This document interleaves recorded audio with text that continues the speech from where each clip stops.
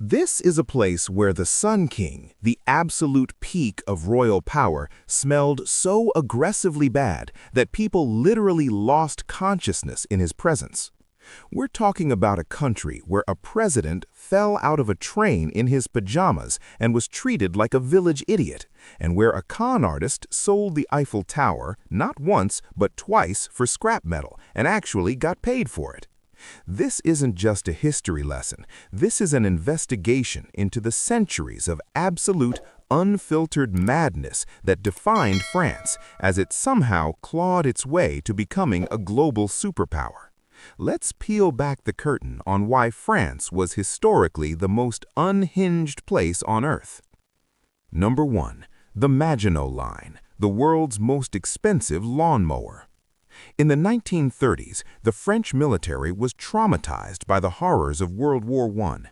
Their solution was the Maginot Line, a defensive masterpiece that cost billions in today's money. It wasn't just a wall, it was an underground civilization. We are talking about 280 miles of interconnected fortresses, state-of-the-art air conditioning to filter out poison gas, underground electric railways to move troops, and retractable turrets that could fire massive shells at anything that moved.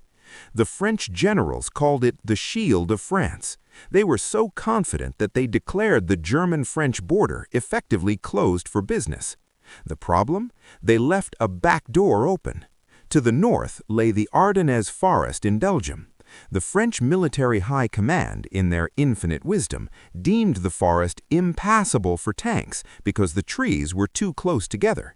In 1940, the German army proved that trees are surprisingly easy to knock down. They simply drove their entire Panzer division around the end of the wall. The Maginot Line, with all its billions of dollars in technology and thousands of troops, sat there fully operational and completely useless. It was like buying a $50,000 security system for your front door, but leaving your sliding glass back door unlocked and wide open. The Germans didn't even have to fire a shot at the fortresses. They just looked at them through the rearview mirror as they raced toward Paris. Number 2. Posthumous matrimony. Marrying the dead. France has a law that sounds like it was ripped straight out of a Gothic horror novel. You can legally marry a corpse. This isn't some medieval relic. It is actively practiced today under Article 171 of the French Civil Code. The law exists because of a tragedy in 1959 when the Malpasset Dam collapsed, killing over 400 people. A pregnant woman whose fiancé died in the flood begged President Charles de Gaulle to let her marry him so their child wouldn't be born illegitimate. De Gaulle, moved by the plea, made it happen, and the law has stayed on the books ever since. But here's where it gets unhinged. It's a bureaucratic nightmare. To marry a dead person, you have to prove that the deceased had a clear and unequivocal intention to marry you while they were alive. You have to petition the President of France directly. If approved, the ceremony takes place with the living spouse standing next to a photo of the deceased. There is no "I do" from the other side, obviously. The marriage is backdated to the day before the death, making you a legal widower or widower the moment the paperwork is signed. It gives ghosting an entirely different legal definition. Number 3. The Sun King's stench, the price of health. Louis XIV was the most powerful man in the world. He built Versailles to be a playground for the elite, but he was also a man who was terrified of water. During the 17th century, the leading medical experts believed that hot water opened the pores of the skin, allowing miasma or diseased air to enter the body and kill you. Consequently, the Sun King reportedly took only 2 or 3 full baths in his entire life. Instead of washing, Louis would have his servants rub him down with dry towels or sponges soaked in high-proof alcohol. He would change his linen shirt up to 5 times a day, believing the clean cloth would wick away the filth. It didn't work. Foreign diplomats and visitors wrote in their journals about the legendary odor of the king. People would faint when he stood too close. The nobility began wearing massive amounts of musk and heavy floral perfumes not as a luxury, but as a survival mechanism to mask the smell of a king who effectively smelled like a pile of wet laundry that had been sitting in a trunk for a century. Number 4. Victor Lustig, the man who sold the tower. In 1925, the Eiffel Tower was in bad shape. It was rusty, expensive to maintain, and many Parisians actually hated it. Victor Lustig, a professional con man, saw an opportunity. He forged government stationery, invited the city's top scrap metal dealers to a secret meeting at a high-end hotel, and told them a lie. The government was secretly planning to demolish the tower and sell the 7,000 tons of iron for scrap.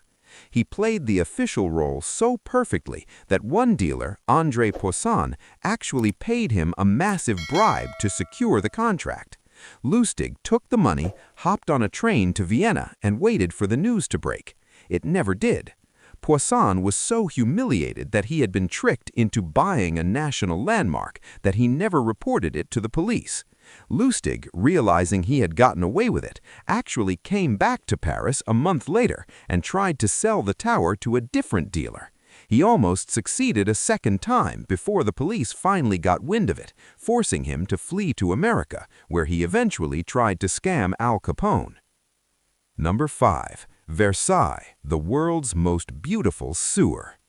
Versailles is the peak of Baroque architecture, but it was designed with a fatal flaw. The architects forgot that 5,000 people need to use the bathroom. The palace had almost no plumbing and very few latrines. The result was a level of filth that would make a modern slum look hygienic. Aristocrats in silk dresses and powdered wigs would simply find a quiet corner, a stairwell, or a space behind a velvet curtain to relieve themselves. The chamber pots in the bedrooms were rarely emptied on time, and servants often just threw the contents out of the windows into the courtyards below. The palace became so nauseatingly smelly that the king would have to order the entire court to pack up and move to a different chateau for weeks at a time, just so the cleaners could come in and scrape the floors. The Hall of Mirrors might have been shimmering with gold, but the air was thick with the scent of 5,000 people who hadn't showered and had nowhere to go. Number 6. Charles VIII, the tennis tragedy. King Charles VIII was only 27 years old and had a bright future ahead of him, until he decided he was in a hurry to watch a tennis match. In 1498, at the Château d'Amboise, Charles was rushing through a dark, low-ceilinged gallery to get to the tennis courts. He didn't duck. He smashed his forehead into a stone doorframe at full speed. The impact was massive, but Charles, wanting to save face, stood up, told everyone he was fine, and actually went on to watch the game and chat with his courtiers for several hours. Eventually, the brain bleed caught up with him. He collapsed in the middle of the gallery and died 9 hours later. Because he died without a male heir, his death triggered a massive shift in the French monarchy. The entire Valois dynasty was shaken because a king couldn't handle a 6-foot-tall doorway. Number 7. Napoleon versus the bunnies.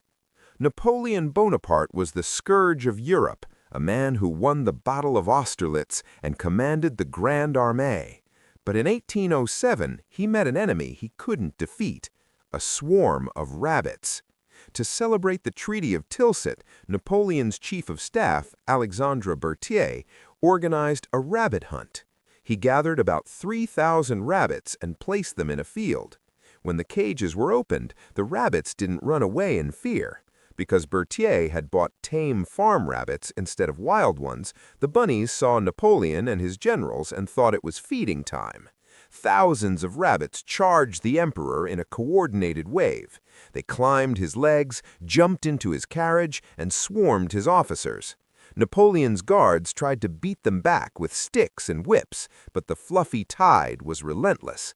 The man who conquered nations was forced to flee in his carriage, reportedly throwing rabbits out the window as he made his escape. The man who conquered nations was forced to flee in his carriage, reportedly throwing rabbits out the window as he made his escape. Number 8. The siege menu, eating the zoo. During the Franco-Prussian War in 1870, Paris was under siege. The city was cut off from the world for 4 months, and soon the food ran out. After the horses were eaten, the citizens moved on to dogs, cats, and eventually rats, which were sold in markets as small game. When even the rats became scarce, the Parisians turned to the city's beloved zoo, the Jardin des Plantes. Wealthy diners at top-tier restaurants were served consommé of elephant, roasted camel, and kangaroo stew. The 2 star elephants of the zoo, Castor and Pollux, were famously butchered and sold for their trunks and feet.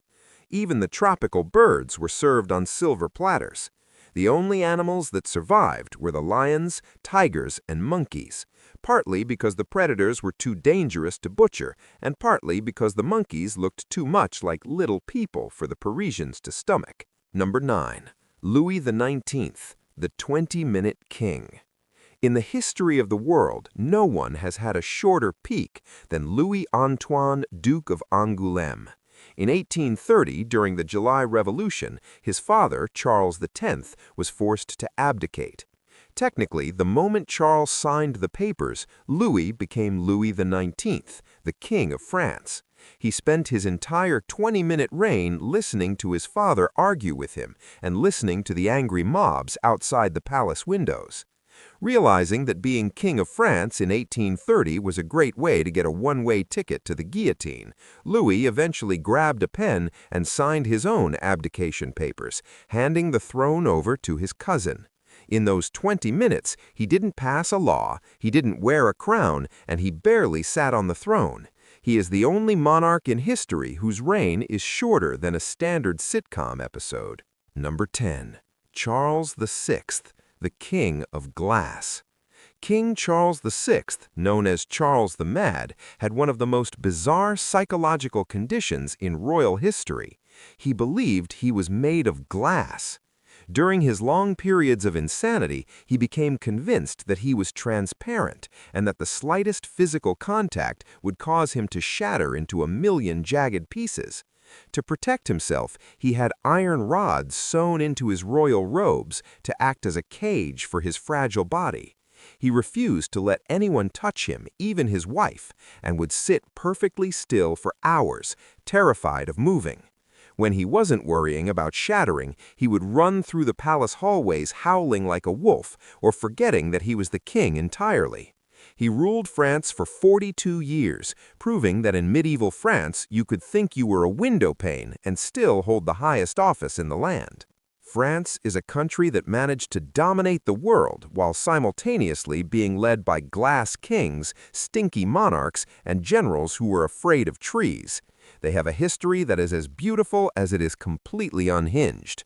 Now I need to know your take. Who was the MVP of French madness? Was it the man who sold the Eiffel Tower twice, or the king who was defeated by a doorway?